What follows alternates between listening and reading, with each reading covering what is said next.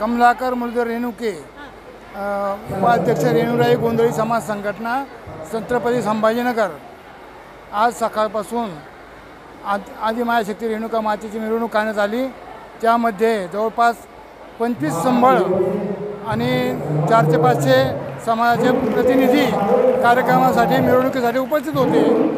आमच्या गोंधळीला हा कार्यक्रमाचा उद्देश आहे की दरवर्षी याप्रमाणे आम्ही हा आषाढी गोंधळ साजरा करतो। त्या निमित्ताने आमचे एकत्रीकरण होते आणि त्यामुळे समाजाची एकत्रितता दाखवण्याचा प्रयत्न आम्ही केलेला आहे। त्यानंतर शासनाकडे आमची अशी विनंती आहे की जे मानधन आहे ते आमच्या कलावंतापर्यंत पोहोचलेलं आजपर्यंत नाही आहे।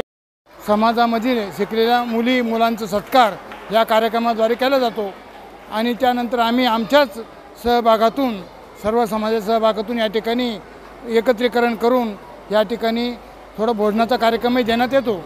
अशी आमची या कार्यक्रमाची रूपरेषा आहे।